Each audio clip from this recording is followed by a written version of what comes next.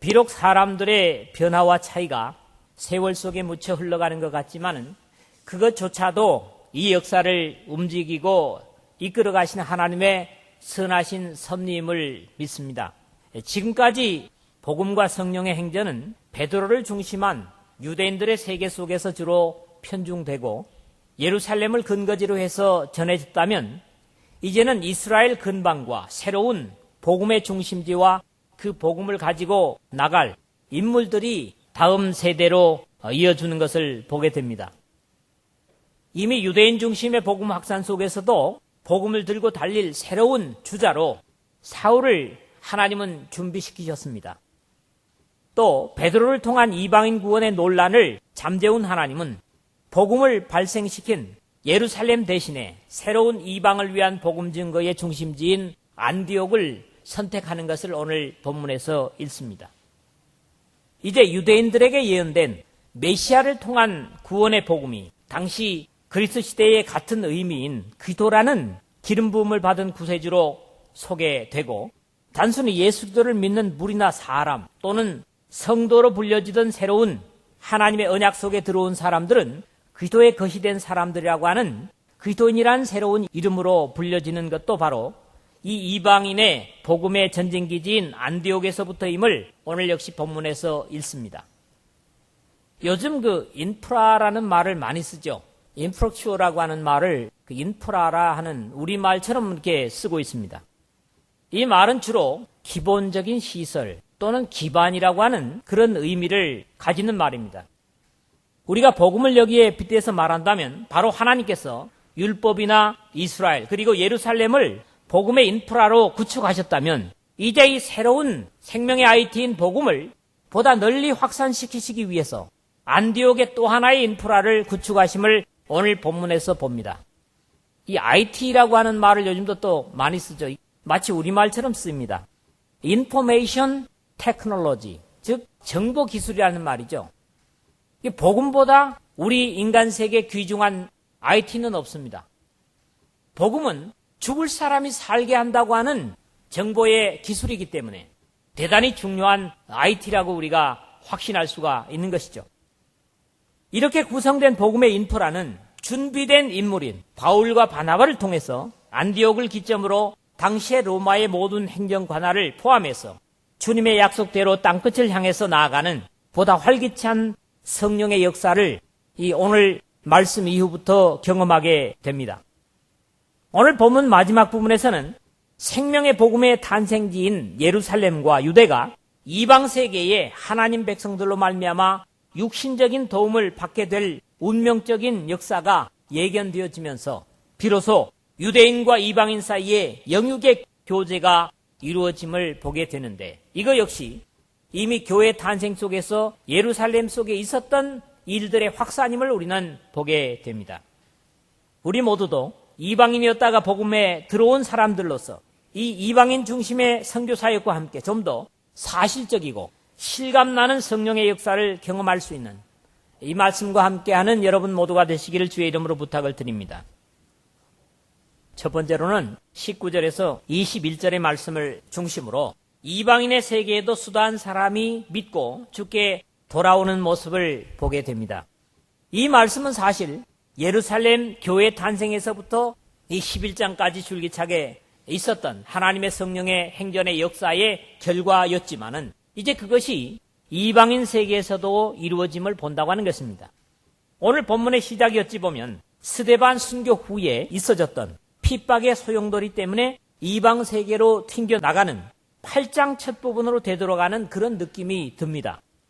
왜 그런고 하니 오늘 19절에 때에 스데반의 일로 일어난 환란을 인하여 흩어진 자들이 베니게와 구브로와 안디옥까지 이르러 도를 유대인에게만 전하는데 그랬거든요.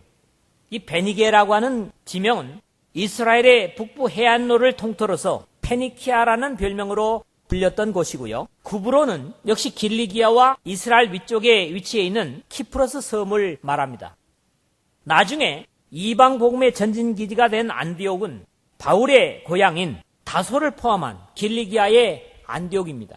당시의 로마 시대에는 이 안디옥이라는 이름의 도시나 지명은 나중에 비시디아 안디옥, 13장 14절 여러분들이 보십시오. 수를 헤아릴 수 없을 정도로 많았던 것으로 역사가들이 전합니다.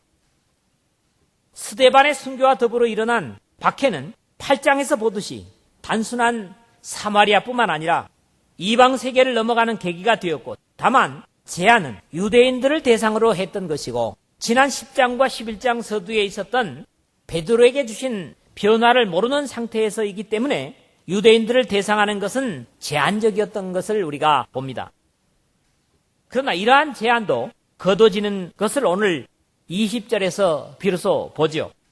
그 중에 구브로와 구레네 몇 사람이 안디옥에 이르러 헬라인에게도 말하여 주 예수를 전파하니 그랬어요.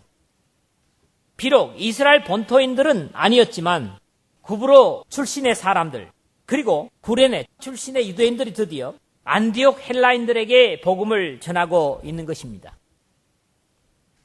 그리고 이들이 전하는 그 복음은 다른 것이 아니라 바로 예수였다는 거지요. 어디에서도 가장 귀중한 복음의 중심은 바로 예수였기 때문에 비록 불신하는 유대인들이었지만 그들에게도 예수를 전파하니라고 나타나고 있는 것입니다. 이것조차도 당시로서는 대단한 도전이었을 것으로 이해됩니다. 그리고 이러한 생명을 위한 도전자들과 성령께서는 함께 하심을 오늘 본문에서 확인하게 되는데, 주의 손이 그들과 함께 하심에 수다한 사람이 믿고 주께 돌아오더라. 오늘 21절에 그랬거든요. 과거에 유대와 사마리아 안에서도 믿는 사람들의 수가 더하는 역사는 믿음의 사람들이 말씀과 성령과 더불어 자신의 역할을 충실히 감당할 때 가능했던 것들을 우리는 봐왔습니다. 당시 유대 본토인 출신들은 아직 상상조차 할 수 없었던 헬라인들을 향한 복음 증거의 도전에 주님의 손이 그들과 함께 하심에 놀라운 구원의 역사가 이루어져서 수다한 사람이 믿고 주께 돌아오더라 하신 것처럼 오늘도 하나님의 명령을 따라 움직이는 사람들과 함께 많은 사람들이 주께로 돌아오는 역사가 있게 될 것입니다. 우리 교회의 역사 속에서 범전동이 마치 예루살렘처럼 내실을 다지는 기반이 되었다면 이제 이 양정동은 세계를 위한 안디옥 같은 복음의 전진기지가 되도록 하나님께 좋은 인프라를 구축해 주었다고 믿습니다. 이러한 하나님의 하신 일 속에 우리가 바나바와 사울 같은 역할을 감당함으로 주께서 구원받는 사람을 풍성히 도와시는 은혜를 경험할 수 있는 이 말씀과 함께하는 저와 여러분 되시기를 주의 이름으로 축복을 드립니다. 두 번째는 22절에서 26절의 말씀입니다. 준비된 바나바와 사울이 복음의 일선에 등장하는 것을 우리가 이 말씀에서 봅니다. 예루살렘 교회와 사도들은 심중한 면은 있었어도 언제나 자신들의 역할은 잊지 않고 중요한 시기마다 손길을 내미는 모습을 앞에서도 우리는 봐왔습니다. 8장 14절에 했던 것처럼 이번에도 예루살렘 교회가 이 사람들의 소문을 듣고 바나바를 안디옥까지 보내니 라는 내용을 볼 수 있다는 데서 그렇습니다. 나를 필요로 할 때 또는 우리를 필요로 할 때 멈거리지 않고 움직이는 것이 중요합니다. 이들은 아직 편견이 가시지 않았음에도 불구하고 안디옥이 하나님의 복음을 받았다는 소식을 듣고 주저앉아 있지 않고 가장 친화력이 뛰어난 바나바를 그들에게 보냈다는 사실입니다. 그리고 바나바는 안디옥에 이르러서 하나님의 은혜를 감격하고 있음을 오늘 본문에서 봅니다. 제가 이르러 하나님의 은혜를 보고 기뻐하여 23절에 그랬거든요. 만약에 유대주의적 편견이 많은 다른 사도였다면 이 경계되는 이방인들 속에서 하나님의 은혜를 볼 수 있었을까 하는 의아심을 가지게도 합니다. 또 하나님의 은혜와 사람의 기쁨은 헬라어로 어근이 같습니다. 카이로라는 말이죠. 결국 사람들은 하나님의 선물, 즉 은혜를 인하여 기쁨을 누리게 되고 구원의 은혜를 맛보는 자들만이 세상이 줄 수 없는 감격을 맛보게 되어 있는 것입니다. 모든 사람에게 굳은 마음으로 주께 붙어 있으라 구하니 이 바나바의 권면이 대단히 귀중한 의미를 가집니다. 굳은이라는 말을 제사장이 물려낼 때까지 하나님 앞에 진설되어 있는 진설병을 갖다가 뭐라고 하느냐 하니까 바로 프로데시스라고 합니다. 자, 이 진설병처럼 붙어 있으라 하는데 이 붙어 있으라는 말도 프로스메노, 곁에, 가까이에 그런 말입니다. 이 말을 종합하면 하나님의 앞에 진설된 진설병들처럼 하나님 앞에 움직임 없이 견고하게 머물러 있으라. 이런 당부가 되는 것이죠. 새로이 신앙을 시작하는 이방세계 사람들이 생기발랄하긴 하지만 아직 깊이가 없는 신앙이기 때문에 세상의 유혹에 약할 수도 있다는 데서 바나바는 이런 당부와 격려를 주고 있다고 믿습니다. 그리고 누가는 이 바나바의 아름다운 면모를 다시 한번 확인해주고 있습니다. 이미 이 사람의 자세를 4장 36절에 37절에 말씀한 바 있습니다. 사울이 예루살렘에 올라갔을 때도 믿지 못하는 사도들에게 사울을 중보한 것도 9장 27절에서 기록했던 것처럼 이 사람의 아름다운 품성을 다시 한번 거론하고 있습니다. 바나바는 착한 사람이요, 성령과 믿음이 충만한 자라 이에 큰 무리가 더하더라. 24절에 그랬거든요. 바탕이 착한 사람들이 하나님의 손에 들려지면 참으로 좋은 역할을 감당하게 되는 것은 바나바에게서뿐만 아니라 오늘 우리 시대의 사람들에게도 같을 것이다. 그런 확신을 갖습니다. 이런 신앙적 덕목을 가진 사람이 안디옥에 가게 됨으로써 이에 큰 무리가 죽게 더하더라는 바람직한 결과를 이루어내고 있습니다. 오늘도 우리 각자의 신앙적 덕목과 역할을 인해서 안디옥 교회의 바나바와 같은 아름다운 결과가 우리 교회 속에도 나타날 수 있기를 주님의 이름으로 부탁을 드립니다. 그러나 바나바의 역할은 여기서 끝나지 않음을 다음 절에서 봅니다.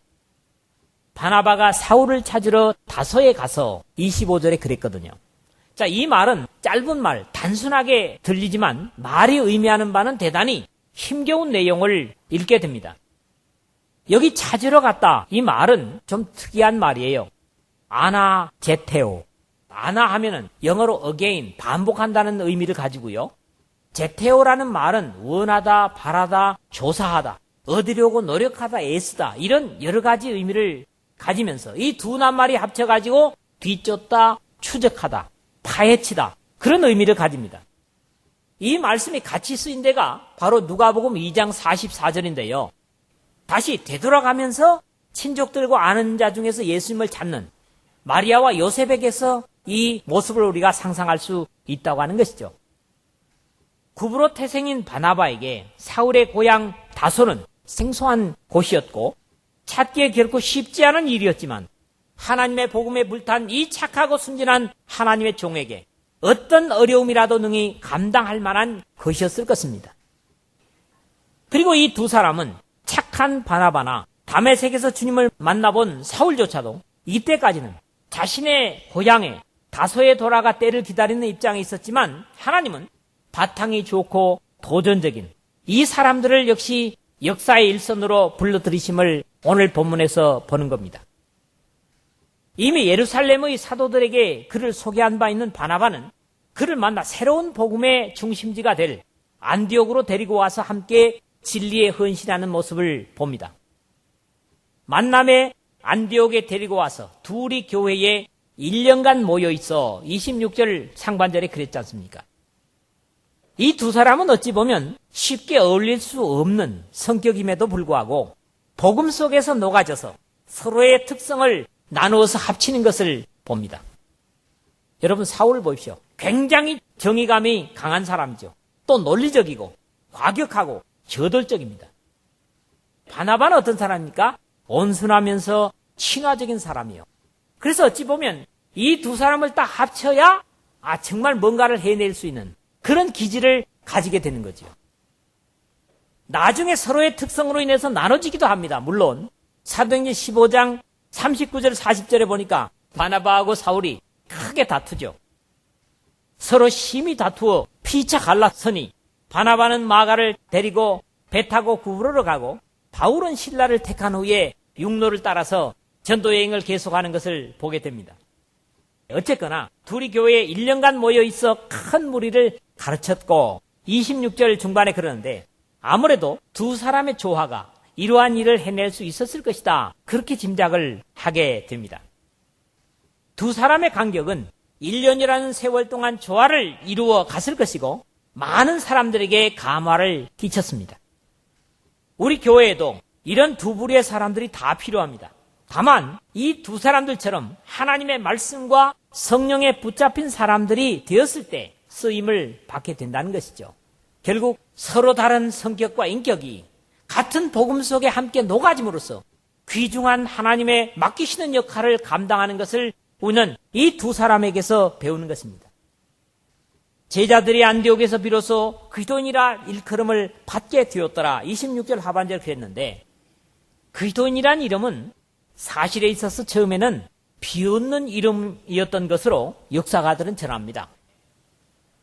다른 표현으로 그리스도에게 붙잡힌 사람들, 또 좀 과격하게 말해서 그리스도에게 미친 사람들이라는 비웃음으로 불렸던 이름으로 스스로 지은 이름이 아니라 불신자들에 의해서 붙여진 이름이 바로 크리스티아노스입니다.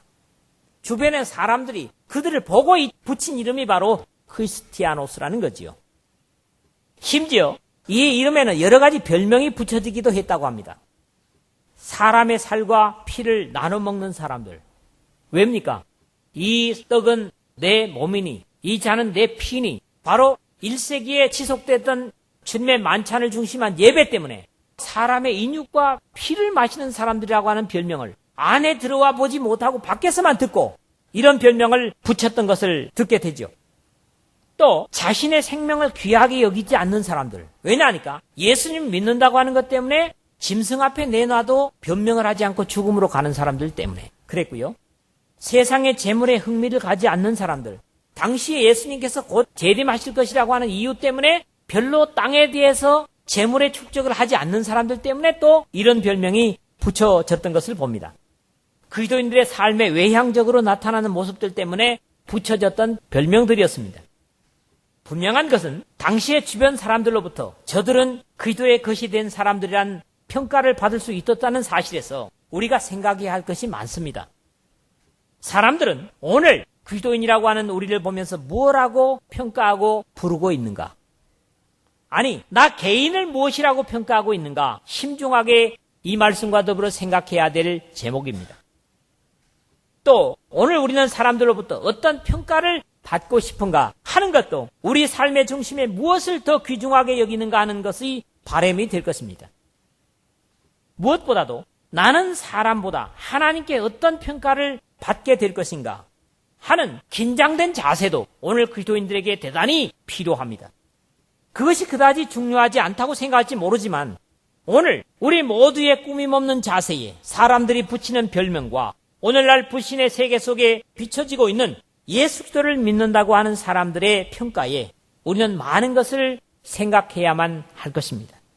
안디옥에서 비로소 붙여진 이름, 그리스도인이라는 이름은 당시의 사람들에게 두려워하고 경외하는 이름이었다는 역사적 평가를 우리는 지나쳐서는 안 될 것입니다. 비록 비웃는 이름으로 불려졌지만 그들을 두려워하고 존경하는 그런 이름이 바로 그리스도인이라는 것입니다. 바로 크리스티아노스라는 거지요. 그것이 오늘날처럼 단지 비웃는 별명이 아니었다는 사실을 생각하면서 오늘 나와 우리는 그리스도의 것이 되어 있는가에 경각심을 가져야 할 때입니다. 세상은 죄와 어둠 속에 신음하면서도 그리스도 예수의 사람들은 자신들과 달라주기를 기대하는 것이 일반적인 반응이고 사람들은 자신들보다 못한 무리의 일원이 되는 것을 결코 원치 않음도 기억해야만 합니다. 우리 각자의 입장이나 형편에 관계없이 예수 그리스도의 교훈을 지나치지 않고 조건을 초월해서 하나님의 진리를 변함없이 귀중하게 받들고 우리를 위해 피 흘리시고 부활하신 주님의 이름에 욕돌림이 없도록 최선을 다할 때 성령께서 그러한 사람들과 함께 하실 것이고 비로소 이러한 구별된 사람들을 통해서 세상과 구별된 삶을 살고자 하는 사람들이 교회에 더해지고 주님께서는 영광을 거두실 것입니다. 우리 모두의 헌신과 순종이 우리 모두의 미래와 영혼을 결정한다는 사실에 경성해서 하나님과 사람들 앞에 부끄러움이 없는 평가와 이름을 듣는 여러분 모두가 되시기를 주의 이름으로 부탁을 드립니다. 세 번째로 27절에서 30절인데요. 유대인과 이방인들의 복음 속의 교제를 오늘 마지막 부분에서 봅니다. 이 부분은 정확한 연대를 기록한 것은 아니지만 이방 교회와 예루살렘 교회의 귀중한 신앙적 교제를 기록하고 있다는 데서 깊은 의미를 찾을 수 있습니다. 바나바뿐만 아니라 후에 몇몇 선자들이 예루살렘에서 안디옥으로 왔던 것 같습니다. 그런데 그 중에 사랑한다라는 의미를 가진 것으로 짐작되는 아가보, 아카파오, 사랑한다, 그런 이름을 가진 사람이에요. 근데 이 사람이 나중에 보면 21장 10절에서 11절에도 예언을 하죠. 그때는 무슨 예언이냐 하면 흉년 드는 예언이 아니고 바울을 만나서 바울의 허리띠를 가지고 자기의 손발을 묶으면서 예루살렘으로 들어가려고 하는 바울을 사람들이 이렇게 결박해서 고통을 줄 것이라고, 들어가지 말라고 하는 그런 부탁을 하는 내용을 역시 이 사람이 하는 것을 여러분들이 확인하게 될 것입니다. 성령의 가르침을 따라서 큰 흉년을 예언했고 로마의 황제인 클라우디오스, 이 사람의 때 적어도 4번의 흉년이 있었다고 그렇게 역사가들이 전합니다. 실제로 이 예언이 이루어져서 이방의 제자들이 자신들에게 신령한 복음의 은혜를 끼친 유대의 형제들에게 부조를 보내기로 작정하고 바나바와 사울을 통해서 예루살렘 교회 장로들에게 보내는 모습을 오늘 본문에 소개를 하고 있습니다. 부조라는 말이 뭡니까? 이 성경에 나타난 부조라는 말은 디아코니아, 그래서 교제, 나눔, 봉사 이런 말이에요. 단순히 그냥 물질을 보내는 게 아니라 마음을 보내는 것을 얘기하는 거예요. 신앙 속의 나눔은 이런 거예요. 그러니까 어려운 사람에게 교회가 어떤 적은 것이라도 돕는다 하면 그것은 단순히 물질을 주는 게 아니에요. 거기는 당신의 어려움에 내 삶을 함께 나누고 싶습니다 하는 마음과 기도를 함께 하는 거예요. 그런 의미에서 이 이방인 교회가 단순히 물질을 거둬가지고 보낸 게 아니라는 겁니다. 고린도후서 8장 4절에 보면 이 은혜와 성도 섬기는 일에 참여함에 대하여 그렇게 말씀합니다. 당시에는 세상에 있어질 일들을 성령의 가르치심으로 선자들이 미리 알 수 있었고 말하되 그랬는데, 이 말하되라는 말도 좀 특이한 말이에요. 이 말은 세마이노 그런 말인데, 우리가 요한복음에 보면 예수님의 기적을 갖다가 세메이온이라고 하는 말을 씁니다. 이 표적이라는 말이에요. 그러니까 여기에 말하되라는 말은 하나님의 표적을 사람들에게 나타냈다, 그런 말과 같은 의미입니다. 사람으로서 할 수 없는 것을 얘기하는 거예요. 특별한 지시, 표적을 행하다, 그런 의미를 갖는 말입니다. 이러한 일은 역사 속에서도 분명히 이루어졌었습니다. 왜? 하나님께서 주신 표적이었기 때문에. 이런 일에 참여하는 성도들의 자세가 중요합니다. 여기 나타나는데 이것은 오늘 교회가 연보를 하는 모습과 같습니다. 왜 그렇습니까? 복음을 위해서, 또 가난한 성도를 위해서 우리가 연보를 하기 때문인데, 내용을 잠시 살펴보면 이렇습니다. 첫째는 뭐예요? 그 힘대로 했다는 것이죠. 힘대로. 그 말은 세 가지로 간략하게 얘기하면 이것은 강제가 아니었다는 거예요. 억지가 아니었다는 거예요. 내놔라, 이게 아니었다는 겁니다. 두 번째로는 그럼에도 불구하고 회피하지 않았다는 거예요. 힘대로 했다는 것은. 그 다음에 세 번째는 할 수 있는 힘을 다했다는 겁니다. 그렇죠? 자, 이것은 오늘 우리에게도 하나님과 그의 사람들을 섬기는 자세입니다. 어거지가 되면 안 돼요. 강제가 되면 안 돼요. 그리고 또 회피하면 안 돼요. 그리고 힘에는 할 수 있는데 그보다 적게 하는 것도 합당치 않아요. 두 번째로는 이를 실행하여 그랬다고요. 계획에 그치지 않고 실천에 옮겼다는 거예요. 신앙은 실천할 때 비로소 영광과 기쁨이 됩니다. 아무리 좋은 슬로건을 내걸어도 실천치 않으면 그것은 뭐예요? 가치가 없는 거예요. 세 번째로는 뭡니까? 장로들에게 보내니라 그랬어요. 가장 신앙적 모범의 사람들로 하여금 이 일이 구체화되게 하였습니다. 이방 교회는 유대로부터 신령한 복음을 받았고 여기에 대한 사랑의 보답으로 그들의 생계의 어려움에 동참하고 있는 모습을 봅니다. 이것은 예루살렘 초기 교회에서부터 있어 왔던 유무상통의 모습이 복음의 확산과 함께 이방으로 확대된 모습이었다, 그렇게 이해를 하게 됩니다. 바울은 이 일을 로마서에서 직접 증거하고 있습니다. 이 아가보의 예언에 이방 교회가 예루살렘 교회를 위해서 돕기 위한 물질을 가지고 가면서 이런 얘기를 합니다. 그러나 이제는 내가 성도를 섬기는 일로 예루살렘에 가노니 이는 마게도냐와 아가야 사람들이 예루살렘 성도 중 가난한 자들을 위하여 기쁘게 얼마를 동정하였습니다. 저희가 기뻐서 하였거니와 또한 저희는 그들에게 빚진 자니 만일 이방인들이 그들의 신령한 것을 나눠 가졌으면 육신의 것으로 그들을 섬기는 것이 마땅하니라. 그렇게 바울 사도가 말하고 있습니다. 로마서 15장 25절에서 27절이죠. 또 고린도 교회를 향해서 이런 사실을 증거합니다. 우리가 너희에게 신령한 것을 뿌렸은즉 너희 육신의 것을 거두기로 과하다 하겠느냐. 고린도전서 9장 11절입니다. 하나님의 나라는 서로의 가진 것의 나눔입니다.